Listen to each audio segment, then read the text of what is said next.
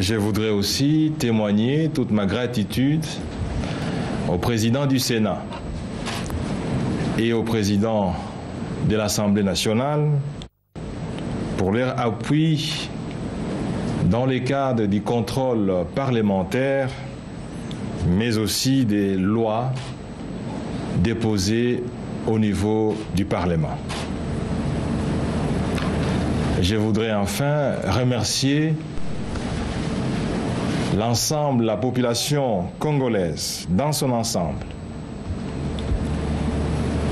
pour la compréhension et surtout pour l'adhésion pour des réformes parfois douloureuses que nous avons entreprises, mais réformes inévitables pour permettre à notre pays d'accéder à une certaine opportunité de poser les bases solides d'une croissance forte et durable. Je voudrais enfin remercier la presse que vous êtes pour nous avoir compris dans cette démarche qui consiste parfois à naviguer à contre-courant. Nous avons pris l'engagement de fonctionner avec vous et de naviguer avec vous. Au terme d'une année à la primature, nous sommes loin de faire un bilan.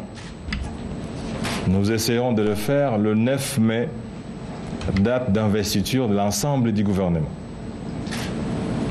Mais, mesdames et messieurs de la presse, cela ne peut m'empêcher de souligner deux aspects importants qui fondent l'espoir pour les renversements de la tendance en termes de marche de notre pays vers des horizons prometteurs. Au plan économique, le gouvernement a œuvré sans relâche en faveur de la consolidation du cadre macroéconomique, mais aussi en faveur de la croissance économique. La stabilité des prix intérieurs et du taux d'échange est devenue une réalité dans notre pays. Le taux d'inflation est descendu à son niveau le plus bas depuis près de 30 ans, 2,7% en 2012. La croissance économique est montée à plus de 7% en 2012.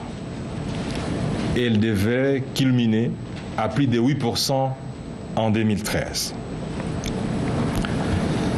La rigueur dans la gestion des finances publiques, n'en déplaise à ceux qui n'aiment pas la rigueur, et la bonne gouvernance, exercées sur l'ensemble des secteurs, ont permis à notre pays de renouer avec le financement des projets à caractère social sur base des ressources budgétaires propres. Aujourd'hui, la construction des routes, la construction des hôpitaux, la construction des écoles, la réhabilitation et la construction des universités. Tout ceci a renoué avec des ressources propres du Trésor public. Les questions d'eau et d'électricité, les questions d'agriculture sont désormais prises en charge par votre gouvernement. Mais nous pensons que le plus important en termes de création des richesses et d'amélioration des revenus des Congolais moyens sont donc des questions qui s'inscrivent dans un avenir moyen et long terme. Au plan sécuritaire, grâce aux efforts du gouvernement, sous le leadership de son Excellence, Monsieur le Président de la République, et surtout avec l'appui de la communauté internationale, des résultats encourageants ont été enregistrés. C'est donc ici l'occasion pour nous d'adresser nos remerciements à la communauté internationale, mais aussi particulièrement aux États-Unis, à la France, à la Belgique, à l'Union européenne, à l'Union africaine et aux Nations unies pour leur engagement aux côtés du gouvernement en vue d'œuvrer en faveur de la pacification de notre pays globalement, mais surtout de l'Est du pays de manière spécifique.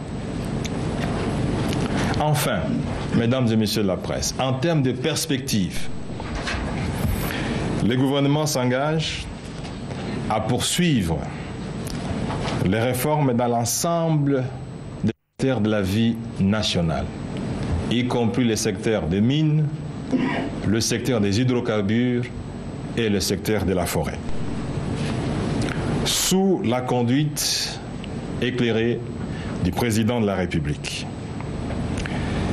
L'amélioration du climat des affaires et de la gouvernance devra donc se poursuivre sans relâche pour que le rêve de tous les Congolais, celui d'avoir une République démocratique du Congo émergente, devienne une réalité un jour.